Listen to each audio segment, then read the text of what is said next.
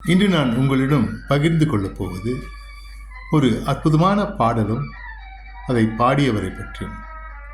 எதிர்நீச்சல் என்ற படத்தில் வெற்றி வேண்டுமா போடடா எதிர்நீச்சல் என்ற பாடலை அருமையாக சீர்காழி எஸ் கோவிந்தராஜன் அவர்கள் பாடியிருக்கிறார்கள். இந்த படம் எதிர்நீச்சல்.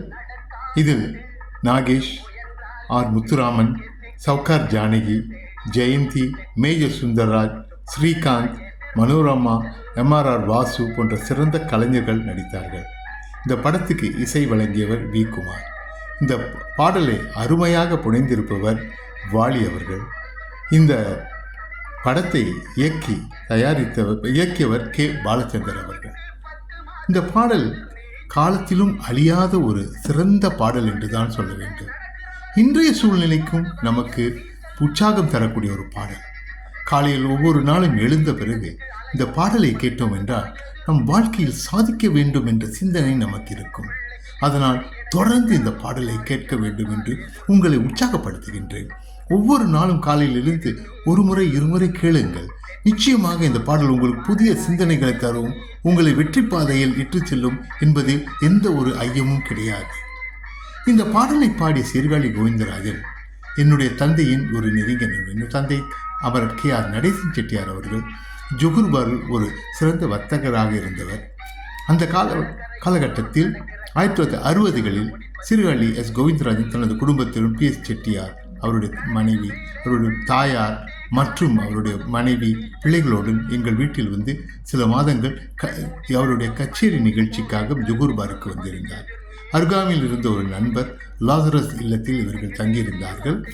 எங்கள் இல்லத்தில் அவருடைய இசைக்குழுவினர் ஒரு சிறிய அறையில் தங்கியிருந்தார்கள். இவர்களெல்லாம் தங்கி நாடு முழுவதும், குறிப்பாக சிங்கப்பூர், ஜொகூர்பாரு எல்லா இடங்களிலும் சென்று கலை நிகழ்ச்சிகளை படைத்தார்கள். 60களில் அன்றைய காலகட்டத்தில் சில மாதங்கள் எங்களுடன் இருந்து தொடர்ச்சியாக கலை நிகழ்ச்சிகள் அவருடைய கலை நிகழ்ச்சிக்கு நல்ல ஆதரவு. அவர் பாடல் கம்பீரமான குரலுக்கு பல ஆயிரம் மக்கள் வந்து குமிந்தனர் அந்த நிகழ்ச்சிகளில்.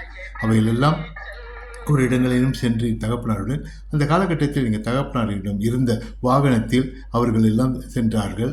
அதே வேளையில் எங்கள் தகப்பனார் இருந்த ஒரு வேனில் அவருடைய இசைக்குழுவினர்களெல்லாம் சென்று 2 வாகனங்களாக சென்று ஒவ்வொரு இடங்களிலும் அவர்களுக்காக நிகழ்ச்சிகள் நடத்தப்பட்டன.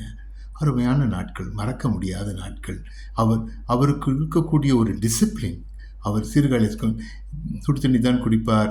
அவருடைய குரலை பாதுகாத்துக் கொள்வது எவ்வளவு முக்கியம் என்பது அவர் முக்கியத்துவம் கொடுத்தவர், இசைக்காக வாழ்ந்தவர். அப்படிப்பட்ட ஒரு கலைஞருடன் ஒரு நெருங்கிய தொடர்பு இருந்தது, எங்களுக்கும் மகிழ்ச்சியை தந்தது. அந்த பாடலும் இன்று வரையிலும் நம்முடைய உள்ளத்தில் நீங்காத நினைவாக இருந்து கொண்டிருப்பது என்பதுதான் ஒரு முக்கியமான கருத்து என்பதை நாம் உணர வேண்டும். இதெல்லாம் கூறும் வேளையில் இந்த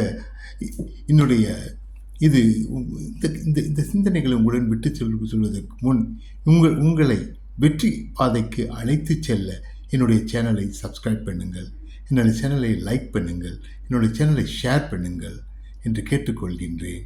வெற்றி நிச்சயம் என்று கூறி விடைபெறுவது ரே. நா. வேணுகோபால். வணக்கம்.